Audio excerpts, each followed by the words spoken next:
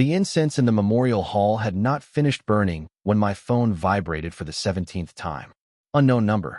I stared at the screen until it stopped ringing. Then it rang again. Around me, black and white funeral portraits lined the wall.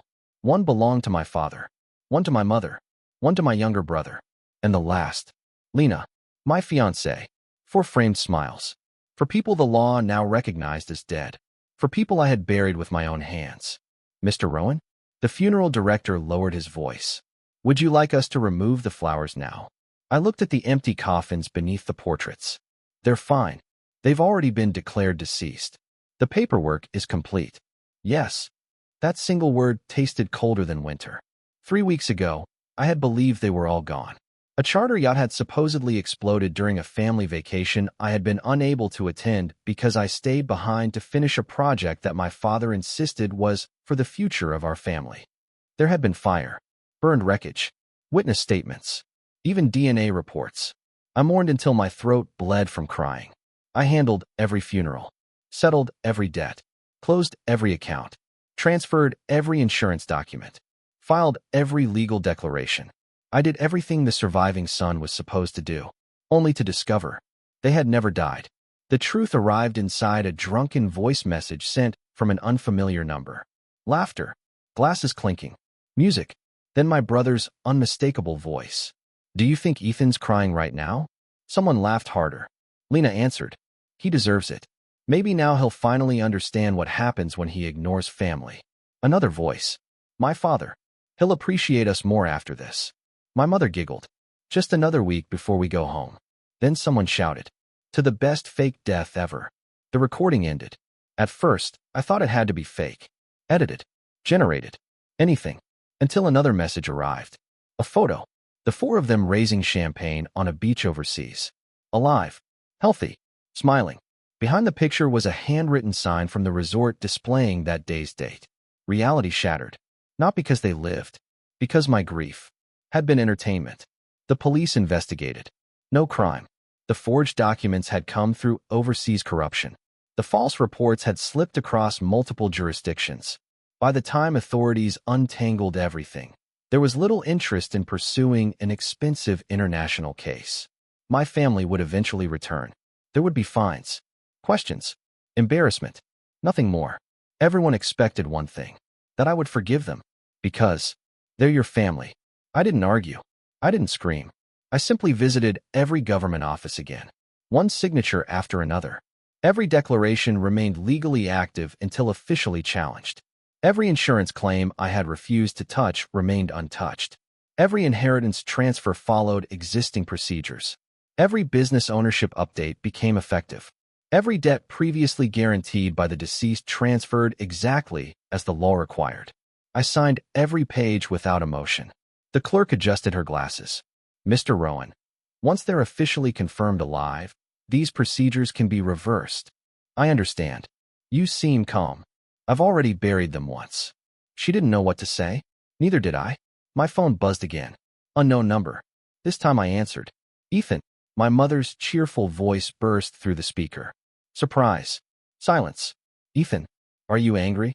I stared at the empty memorial hall. I held your funeral. Oh, don't be dramatic. Dramatic. The word echoed through the room. It was only supposed to teach you a lesson. A lesson? You've been working too much. My father grabbed the phone. You've neglected family for years. I paid every hospital bill. So, I paid Ryan's gambling debts. He's your brother. I postponed my own wedding because Lena wanted to wait. So, every answer, every sacrifice, reduced to one word.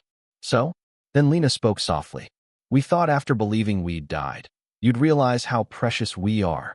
I laughed. It startled even me. Not loud, not bitter, just empty. I did. Ethan, I realized exactly how precious. What does that mean? It means. I looked at the 4 memorial portraits. Dead people shouldn't call. Click. I ended the call. For the first time in my life. I felt nothing. No rage. No grief. No desperation. Only distance. Outside, rain began falling. The funeral director approached carefully. Sir, the memorial tablets? I picked up all 4, one by one, then placed them inside storage instead of destroying them. The director frowned. You're keeping them? Yes. What if they come back? I smiled for the first time in weeks. They're welcome to try. 3 days later, the city exploded. News stations interrupted programming. Headline: The dead return. Social media collapsed beneath millions of comments. Miracle. Fraud. Conspiracy. Insurance scam. Religious phenomenon. Everyone had an opinion. None knew the truth. Except me. I turned off the television before the interviews began. Someone knocked on my apartment door. Not politely. Violently. The pounding continued until the door itself trembled. Ethan, my father's voice. Open the door. I remained seated on the sofa, finishing the cup of tea I had just poured. Another bang. Ethan, we know you're inside. My younger brother, Ryan, sounded more annoyed than relieved. You've made enough of a scene already. A scene. Interesting. I walked to the door, but didn't unlock it. What do you want? Silence followed for a heartbeat. Then Lena spoke, her voice carrying the same gentle tone that had once convinced me to forgive countless disappointments. We're home. I noticed. We should talk. I disagree. My father slammed his palm against the door. This isn't how you treat your family. I almost laughed. Didn't you die? Another pause. My mother forced an awkward chuckle. Sweetheart, don't joke like that. I wasn't joking. Ryan's patience snapped. You've embarrassed us enough. Have I? Everyone thinks we're criminals because of those death declarations. You were declared deceased. You should have fixed it immediately after learning the truth. I wasn't responsible for creating it. You were responsible for undoing it. His words settled into the hallway. There it was. Not an apology. Not regret. Only blame. I unlocked the security latch, but kept the chain fastened. The door opened just enough for me to see them. Healthy. Well-dressed. Suntanned from weeks on tropical beaches. My mother carried a designer handbag I had never seen before. Ryan wore an expensive watch. Lena's engagement ring, the one I had bought after saving for nearly a year, glittered beneath the hallway lights. No one looked like they had survived tragedy. They looked like people returning from vacation. Lena smiled first. There you are. As if we had simply been apart for a weekend. She reached toward the chain. Ethan, remove this. No. The smile faded. We're getting married in 3 months. No. What? There isn't going to be a wedding. Ryan rolled his eyes. You're still acting emotional? I'm making a decision. Father's expression hardened. You would cancel your marriage over one misunderstanding? One misunderstanding? Mother stepped closer. We only wanted to remind you that family matters more than work. I looked directly at her. When Grandpa died, I skipped an overseas promotion to stay with you. She opened her mouth. When Dad's company nearly collapsed, I mortgaged my apartment. Father's jaw tightened. When Ryan crashed his third car drunk, I paid the victims. Ryan looked away. When Lena wanted to delay our wedding because she wasn't ready, I waited another 2 years. Lena's fingers slowly curled. So tell me. I met each pair of eyes in turn. Exactly when did I stop choosing family? Nobody answered. Because there was no answer. Instead, Father changed the subject. The company accounts are frozen. I know. The banks won't release funds while we're legally dead. I know. Our properties can't be transferred back. I know. He inhaled sharply. So help us. No. The single syllable landed like a stone. Mother blinked. What? I've done enough. You can't abandon your own parents. I learned from experts. Their faces stiffened. The experts. The 4 people who abandoned me first. Lena finally lost her composure. You know I never wanted to hurt you. You toasted to it. Her face drained of color. You heard that. I heard all of it. Ryan cursed under his breath. Father glared at him. You idiot. Ryan snapped back. It wasn't my fault. Someone sent the recording. The argument erupted before my door. Finger-pointing. Accusations. Excuses. For the first time, they fought without expecting me to calm everyone down. I quietly closed the door. The chain rattled. Ethan. Lena knocked again, this time softly. Please. I love you. I leaned my forehead against the wood.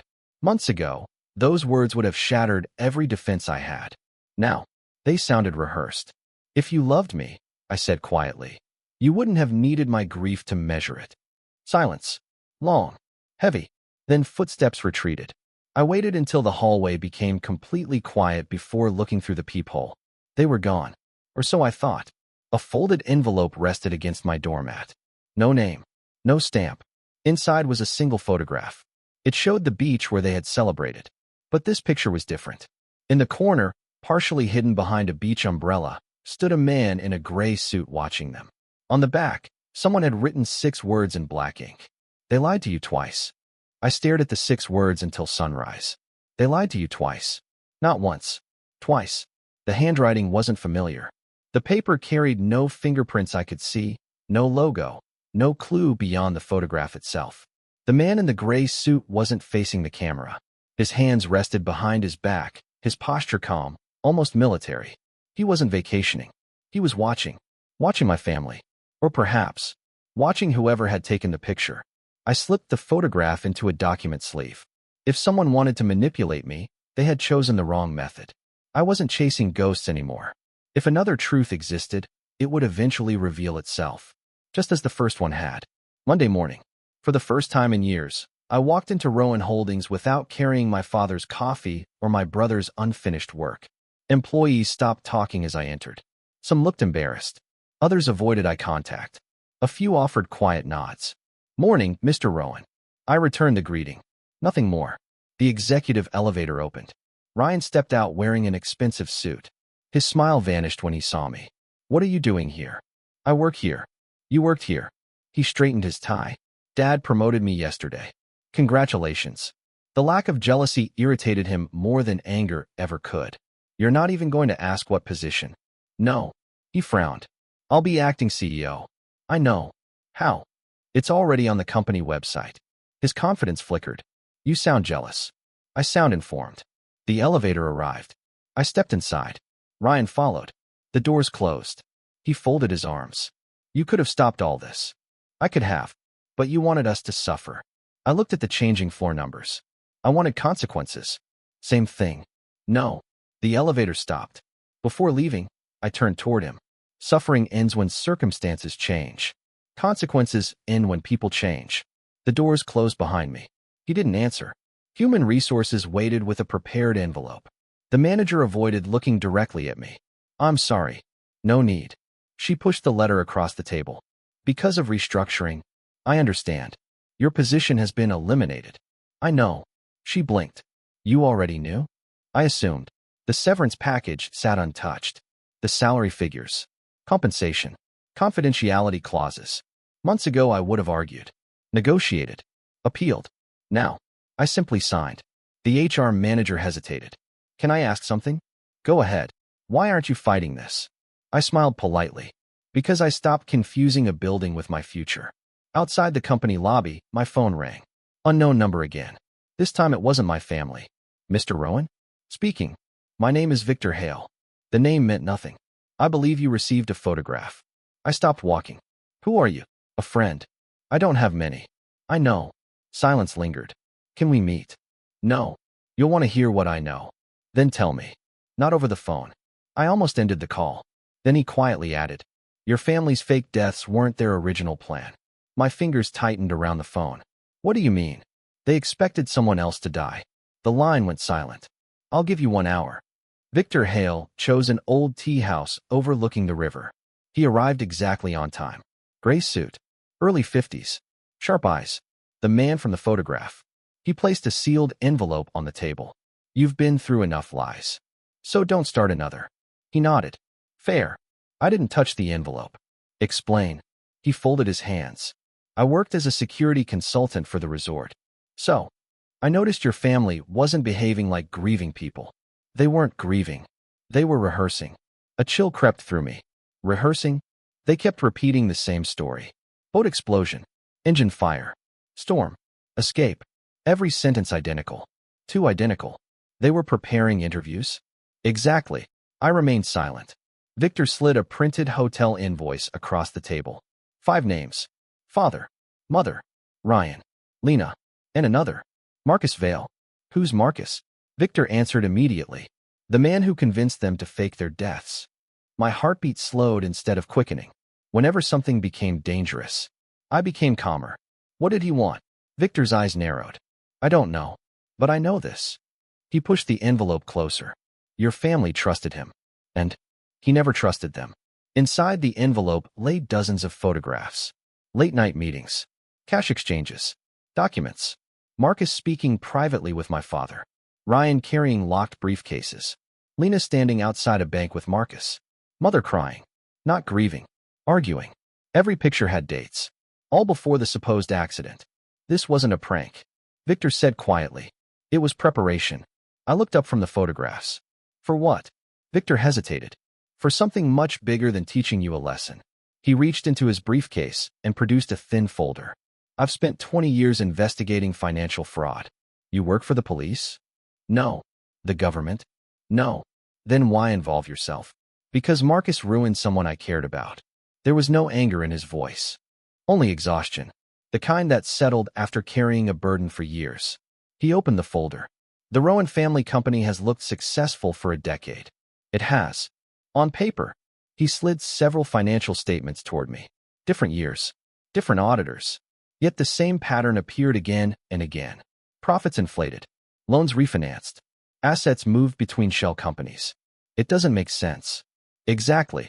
Victor tapped one page. Because these aren't normal business records. My eyes followed the highlighted entries. Money entered.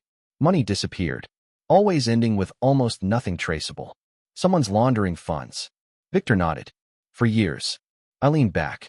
My father handled finance personally. He didn't start it. Marcus did. Yes. A waiter quietly refilled our tea before leaving again. Neither of us touched it. Victor lowered his voice. Your father became dependent on Marcus. For loans. For survival. The room suddenly felt smaller. If the authorities investigate, the company collapses. So that's why. They needed everyone to believe they were dead. I finally understood. Death stopped questions. Death delayed audits. Death froze investigations. Death gave them time. They weren't punishing me. Victor watched my reaction carefully.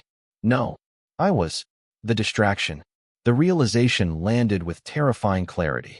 My grief had filled newspapers, television, social media. While everyone mourned, someone else quietly erased evidence. I closed my eyes. For weeks I had believed I was the center of their cruelty. Instead, I had merely been useful. Victor spoke again. There's something else. I looked at him. Marcus expected you to sign several emergency authorizations. I refused. Exactly. What would they have done? He would have transferred the remaining company assets overseas. A cold laugh escaped me. So I ruined his timetable. You did. Victor finally smiled. The funny part. This entire operation started failing the moment you stopped saying yes. That evening I returned to my apartment. For the first time in years. It felt peaceful. No demands.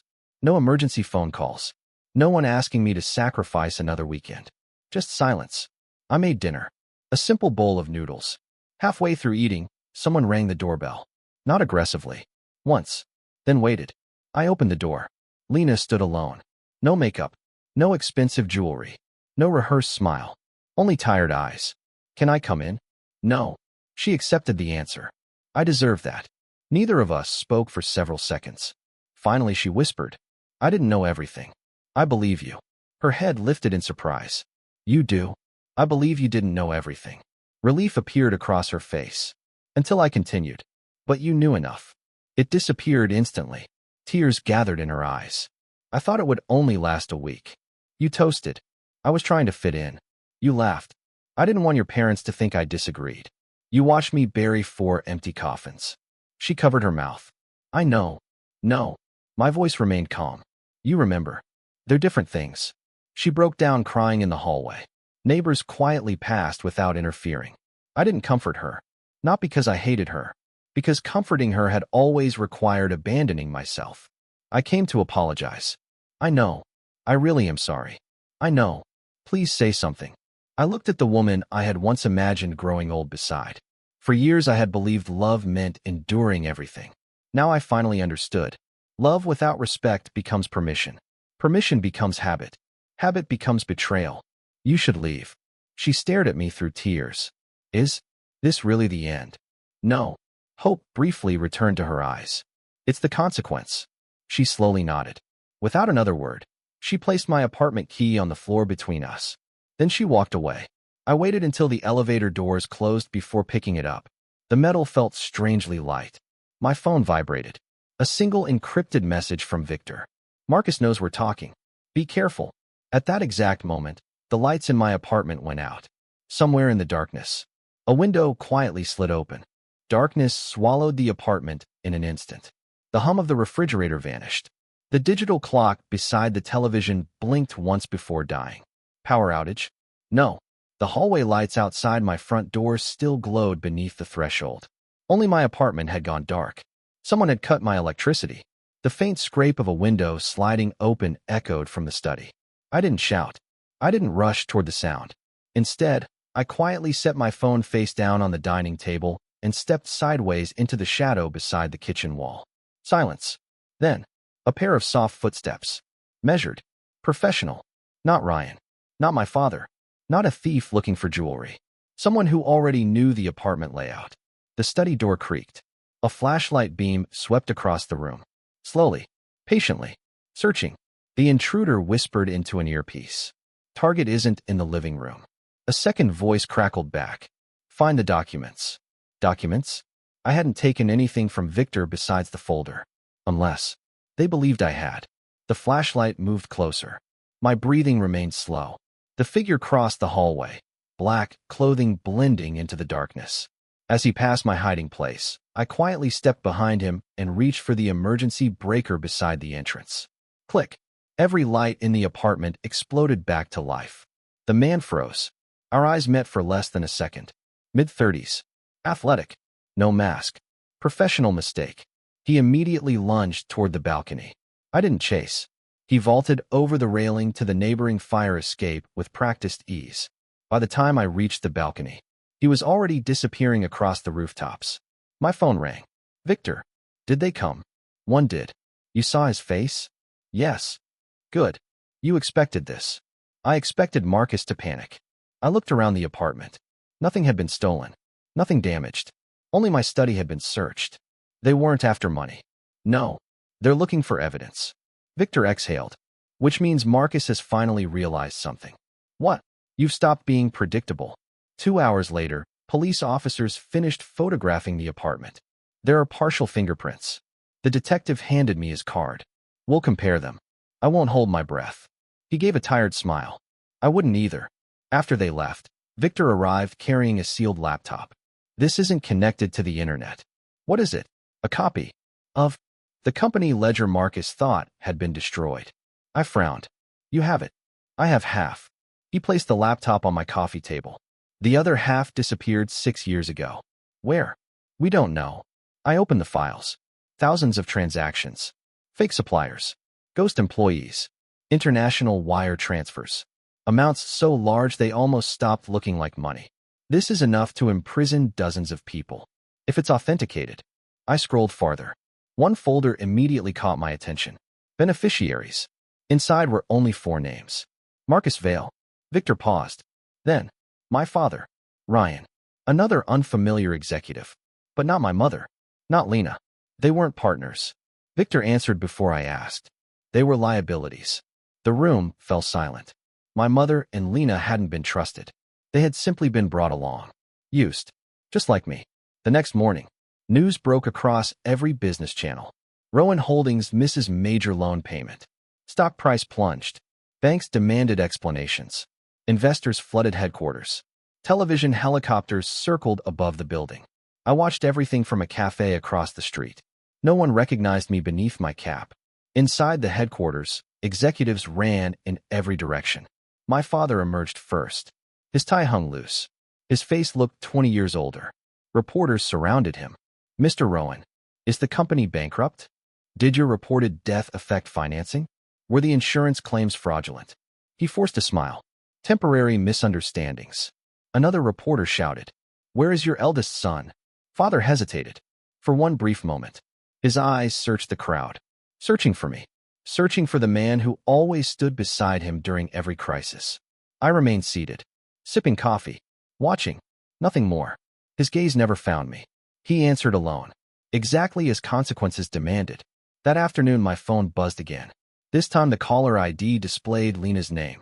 I answered. Not because I wanted to. Because timing mattered. Ethan. Her voice shook. Ryan's missing. What do you mean? He disappeared this morning. When? Before sunrise. Police. They can't find him. Something felt wrong. Not because Ryan was gone. Because Marcus never abandoned useful people. unless they had become dangerous. Part 3b. I met Lena outside the police station an hour later. She looked nothing like the confident woman who had stood outside my apartment days earlier. Dark circles shadowed her eyes. Her clothes were wrinkled. She clutched Ryan's phone in trembling hands.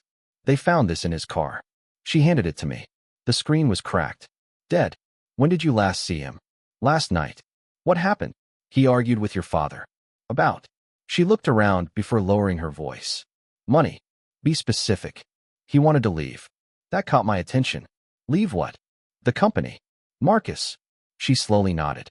I heard your father begging him not to say anything. What exactly? I don't know. You heard something. I heard Ryan say. She swallowed hard.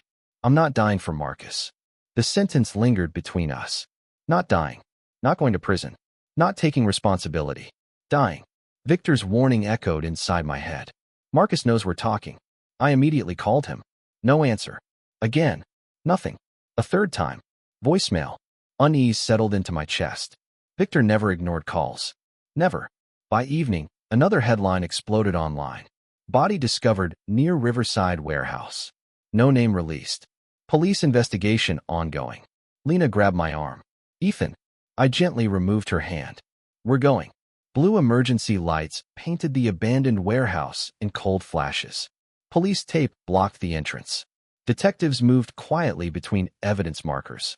I spotted Victor's car parked across the road. Empty. My heartbeat slowed. Never faster. Always slower. A detective recognized me. Mr. Rowan? Who's inside? I'm sorry. He misunderstood my question. He assumed I already knew. The deceased hasn't been officially identified. May I see? He hesitated before lifting the tape. The body lay covered beneath a white sheet. Only polished leather shoes remained visible. Expensive. Handmade. Not Ryan's style. The medical examiner folded back the corner of the sheet. Victor. A single gunshot wound. Perfectly placed. No struggle. Professional. I stared at him for several seconds. No tears came. Only anger so cold it almost felt peaceful. The detective quietly said, We found this in his pocket. He handed me a folded business card. On the back, written in Victor's handwriting, Trust no one inside Rowan Holdings. Beneath it, one final word. Basement. The detective frowned. Does it mean anything? I slipped the card into my wallet. Not yet. But I already knew. Victor hadn't written a clue. He had written a destination. Near midnight, I parked across from Rowan Holdings. The headquarters tower stood almost empty. Only a handful of office lights remained. Security had doubled since the financial scandal. Employees hurried in whispers. No one noticed me enter through the underground parking garage. My old access card still worked. Interesting. Either someone had forgotten to deactivate it, or someone wanted me inside. The elevator descended instead of rising. B2, B3, then basement level 4, a floor that officially didn't exist on any company blueprint I had ever seen. The doors opened with a soft chime. A long concrete corridor stretched ahead. At its end, a steel door stood slightly open. From somewhere beyond it came the faint sound of voices. One of them belonged unmistakably to my father. The other, Marcus Vale. The steel door stood half open. Neither man realized I was standing in the corridor. I stayed where I was, listening. I kept my promise. My father's voice sounded hoarse. You said nobody would get hurt. Marcus gave a quiet laugh. You've known me long enough not to believe promises. You killed Victor. He made himself inconvenient. A heavy object struck the table. Paper scattered. My father inhaled sharply. You've gone too far. No. Marcus remained calm. I've gone exactly as far as necessary. I edged closer until the narrow opening revealed part of the room. It wasn't a storage area. It was an underground conference room. No company logo. No decorations. Only a long table covered with files, hard drives, cash ledgers, and several passports bearing different names. Marcus sat at the head of the table. Late 40s. Perfectly tailored gray suit. No expression. He looked less like a criminal than a university professor. Across from him sat my father. For the first time in my life. He looked frightened. Real fear. Not embarrassment. Not frustration. Fear. Marcus calmly poured himself tea. Ryan should have listened. My father's hands trembled. Where is he? Marcus smiled. You don't actually want the answer. The silence that followed told me everything. Ryan wasn't missing. He was dead. Father buried his face in his hands. He was my son, Marcus leaned back. He was becoming a witness. He was 28. He was careless. You promised. I promised, Prophet. Marcus interrupted without raising his voice. You imagined loyalty. My father looked 10 years older than he had that morning. I sacrificed everything. No. Marcus corrected him. You sacrificed everyone else. His words struck harder than shouting ever could. You hid money. You signed every transfer. You blamed your eldest son. You staged your own death. You let him mourn. Marcus placed both hands on the table. I merely gave you opportunities. You chose everyone. I saw father's shoulders collapse. Not because Marcus accused him. Because every accusation was true. A phone vibrated on the table. Marcus glanced at the screen. His expression remained unchanged. They've identified Victor. Father didn't respond. Marcus continued reading. The police also recovered security footage. For the first time, Marcus frowned. What footage? He opened the video. I couldn't see the screen, but I heard the audio. Footsteps. A parking garage. Then, the unmistakable face of the man who had broken into my apartment. Marcus immediately stood. Impossible. Father looked confused. What happened? The cleaner was recorded. So now someone knows he works for me. He began gathering documents. Move everything tonight. Father remained seated. I can't. You can. I won't. Marcus slowly turned. What did you say? I said. Father lifted his exhausted eyes. I won't. The room became silent. Marcus stared at him for several seconds, then smiled. I wondered how long guilt would take. Guilt. Father laughed bitterly. My eldest son buried 4 empty coffins. His voice cracked. My wife celebrated it. My younger son is dead. My company is finished. My family destroyed itself. He looked directly at Marcus. You were right. Marcus tilted his head. About what? The punishment. Marcus raised an eyebrow. I never punished Ethan. Father slowly shook his head. No. We punished ourselves. My phone silently vibrated inside my pocket. A message from an unknown sender. Police entering underground parking. Delay Marcus. No signature. No explanation. Only those 5 words. Someone else was moving against him. I looked toward the hallway. If Marcus escaped now, Victor's death would mean nothing. If I entered, everything would change. I stepped through the doorway. Both men turned simultaneously. Father froze. Marcus simply observed me. So, he smiled faintly. The forgotten son. I've been called worse. I imagine. He folded his hands. I've wanted to meet you properly. We've met. No. His smile widened. We've only met through consequences. Marcus studied me with unsettling calm. No shouting. No. No threats. No. No dramatic speeches. I've never enjoyed wasting words. He nodded approvingly. Now I understand why Victor chose you. You killed him. I removed a problem. The absence of remorse no longer surprised me. Some people stopped seeing others as human long before committing crimes. Marcus had crossed that line years ago. You've misunderstood something, Ethan. I'm listening. I didn't target you. You used me. Correct. He said it so casually that even Father flinched. You were dependable. You solved crises. You protected your family. So naturally, you became the perfect shield. He smiled. The most useful people are those who never realize they're being used. Father whispered. Stop. Marcus ignored him. If your father had continued obeying me, none of this would have happened. I looked at Father. He couldn't meet my eyes. Not once. I owe you an apology. His voice barely carried across the room. I don't expect forgiveness. No. I know. I should have protected you. I remembered every late night. Every canceled vacation. Every loan. Every sacrifice. Not because I wanted praise. Because I believed family meant carrying one another. Instead, I had carried everyone until there was nothing left of myself. You should have. I answered quietly. Father nodded. Tears slid down his face. I failed. Yes. I loved you. I know. I just. His voice broke. Loved ambition more. No sentence could have hurt more because none could have been more honest. Marcus sighed impatiently. Touching. He reached for the briefcase beside his chair. Click. The unmistakable sound of a pistol's safety disengaging echoed through the room. Father immediately stood. No. Marcus aimed without hesitation. Not at me. At Father. You've become another inconvenience. Before he could pull the trigger, the steel door behind me burst open. Federal financial investigation. Drop the weapon. Armed officers flooded the room. Marcus fired once. Chaos exploded. Officers dove for cover. Father shoved the barrel aside. The bullet struck the ceiling. Marcus attempted to run through the side exit, only to find it already blocked by another tactical team. Within seconds, he was forced to the floor. Handcuffs snapped shut around his wrists. For the first time, his calm expression cracked. Not from fear, from disbelief. He looked at me. You planned this. I slowly shook my head. No, you did. I stopped interfering. An investigator lifted the ledgers from the table. Another photographed the passports, hard drives, cash, transaction records. Everything Marcus had tried to protect now became evidence. One officer approached me. Mr. Rowan? Yes. We received several anonymous packages over the past 48 hours. What kind? Evidence. I immediately thought of Victor. He had known. Long before his death. He had prepared for it. The investigator continued. The documents from those packages match everything found here. Marcus finally understood. Victor had never intended to survive. He had intended the truth too. 3 months later, the courthouse overflowed with reporters. Marcus faced dozens of criminal charges. International fraud, money laundering, conspiracy, murder.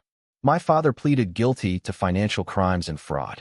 He accepted responsibility without negotiation. My mother admitted her role in the staged deaths. Lena testified truthfully against Marcus and the company executives. Neither asked me for forgiveness. They finally understood that forgiveness could never erase consequence. As Marcus was escorted toward prison, he paused beside me. You won. I looked at him. No, you lost. He smiled faintly. Same difference. I watched the prison transport disappear beyond the courthouse gates. For the first time since receiving that drunken voice message, I felt something lift from my shoulders. Not victory. Wait. The courthouse emptied long before I moved. Reporters chased lawyers. Cameras followed politicians. No one followed me. For years, I had been the invisible man who solved everyone's problems behind the curtain. Now, I was simply another face walking down the courthouse steps. The silence felt peaceful. My phone vibrated. An unfamiliar number. I answered. Mr. Rowan? Speaking. My name is Claire Donovan. The voice sounded calm, professional. I was Victor Hale's attorney. I stopped walking. He prepared something for you. I thought his evidence had already been delivered. It had. This is different. When he instructed me to wait until every trial involving Marcus concluded. And now, they've all concluded. I looked toward the cloudy afternoon sky. I'll be there. Victor's attorney occupied a modest office overlooking a public park. No marble floors. No expensive artwork.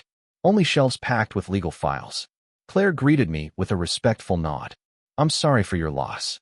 He wasn't family. No. She smiled faintly. But he mattered. He did. She unlocked a small safe. Inside rested a sealed envelope and a plain wooden box. The envelope contains Victor's letter. The box. He asked that you open it after reading. I sat down. The paper felt surprisingly heavy. Victor's handwriting was steady. Ethan, if you're reading this, then Marcus has finally fallen. That means I failed to survive long enough to see it.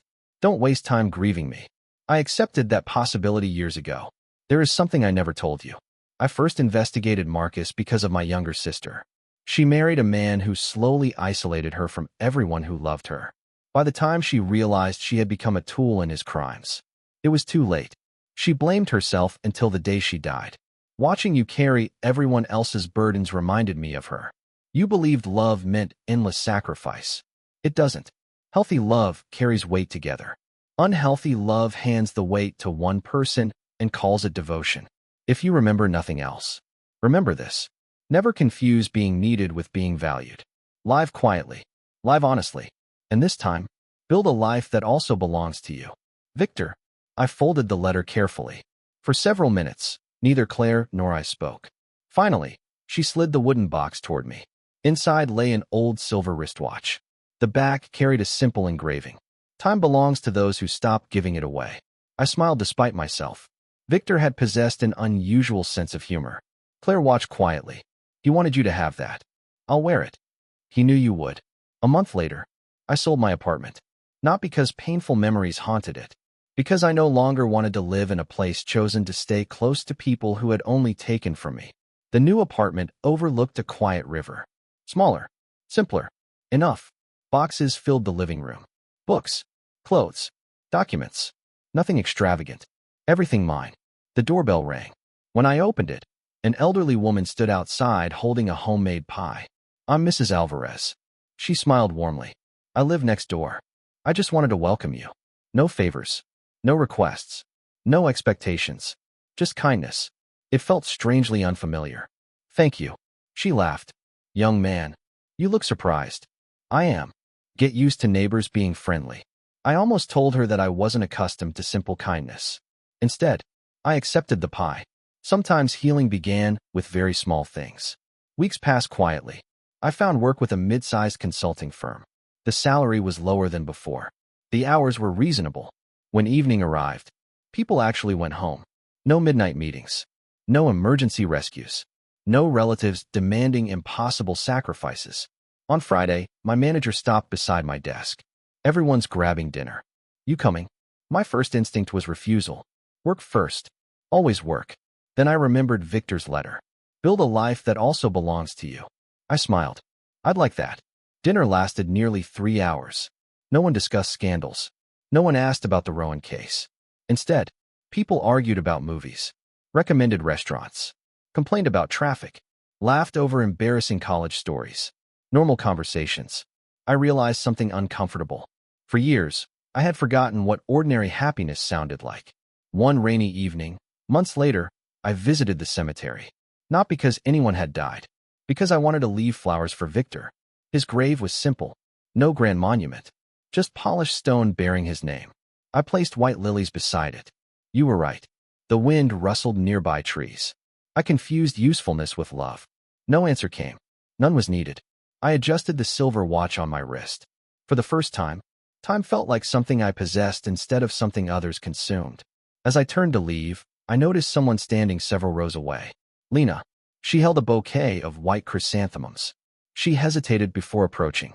"I wasn't sure if you'd speak to me." "I can." She nodded. "I visit Ryan every month." Her eyes drifted toward another section of the cemetery. "He made terrible choices." "Yes. So did I." Neither of us argued. Rain tapped softly against our umbrellas. I started volunteering. She spoke quietly. "At a grief counseling center." I looked at her. "They don't know who I am. They only know I listen." I believed her. Not because she deserved automatic trust. Because remorse had changed the way she carried herself.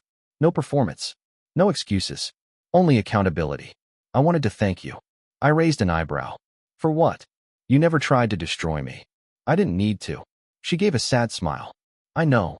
Consequences had already done what anger never could." "I hope you're doing well." "I am. I'm glad." There was nothing romantic left between us. No lingering hope. No hidden resentment. Just two people acknowledging the road that had separated them. She extended her hand. Not as a fiancée. Not even as a friend. Simply as someone saying goodbye properly. I shook it once. Then we walked away in opposite directions. Neither of us looked back. Winter arrived. Snow dusted the city. One evening, I received a letter from the correctional facility. My father. The envelope remained unopened for several minutes. Finally, I unfolded the pages. "Ethan, prison gives a man more silence than he deserves. I spend mine remembering every time you quietly carried our family." I called it responsibility. It was exploitation. "I cannot ask you to forgive me. I only hope you never become the man I was. Live differently. That alone will be enough." I folded the letter, then placed it inside a drawer. Not hidden, not displayed, simply kept. Some wounds never disappeared. They merely stopped controlling the future.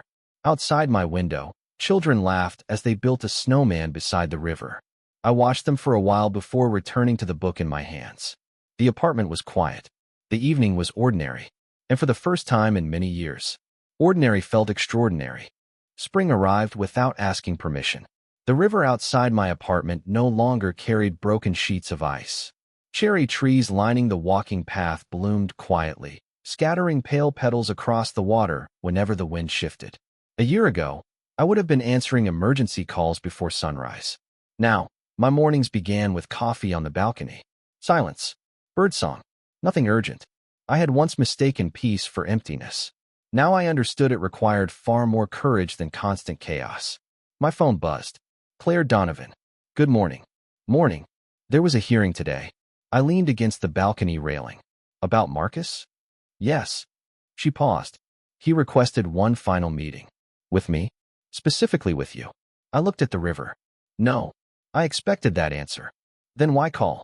Because Victor asked me to give you every choice. I've made mine. I'll inform the court. She ended the call. The conversation lasted less than a minute. Years earlier, curiosity would have pulled me into another storm.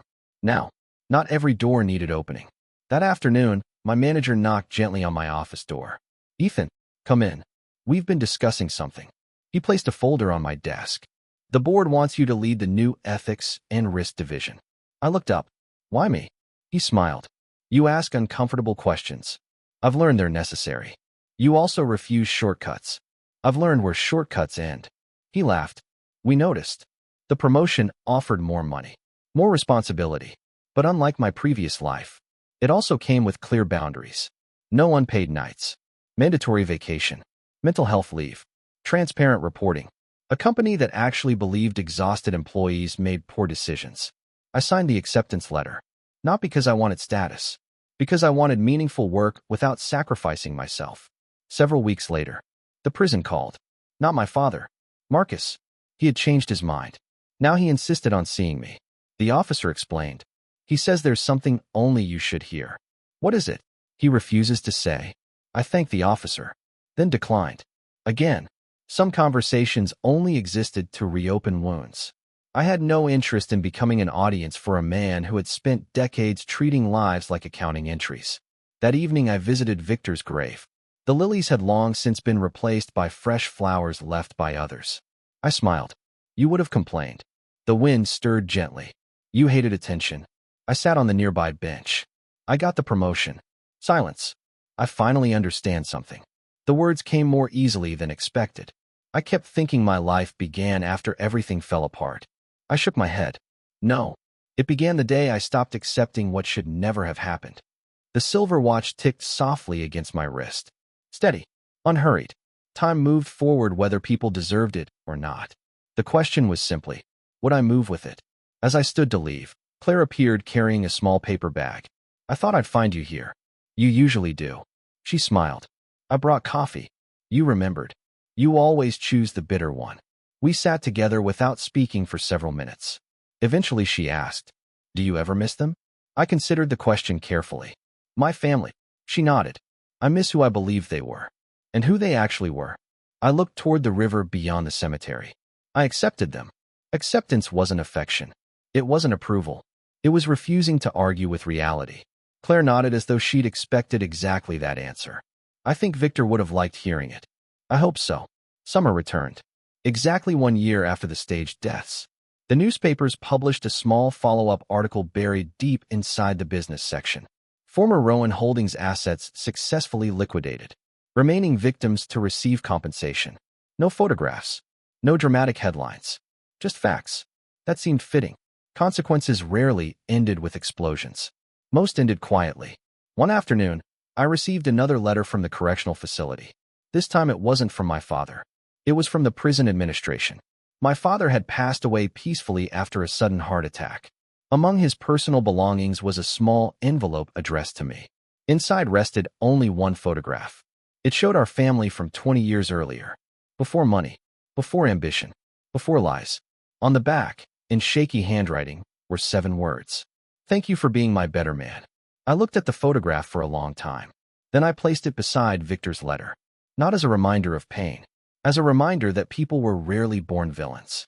They became them through countless small choices. Just as people healed through countless small choices. That evening, Mrs. Alvarez knocked on my door. We're having a neighborhood barbecue. She grinned. And no, refusing isn't allowed. I laughed. I'll be there. Children ran across the courtyard chasing a soccer ball. Someone burned the first batch of hamburgers. Neighbors argued playfully over music. An elderly couple danced badly to an old song. Someone handed me a paper plate. Someone else asked for help carrying folding chairs. No one wanted money. No one wanted sacrifice. They simply assumed everyone would help a little. Together. It felt balanced. I finally understood what family could look like.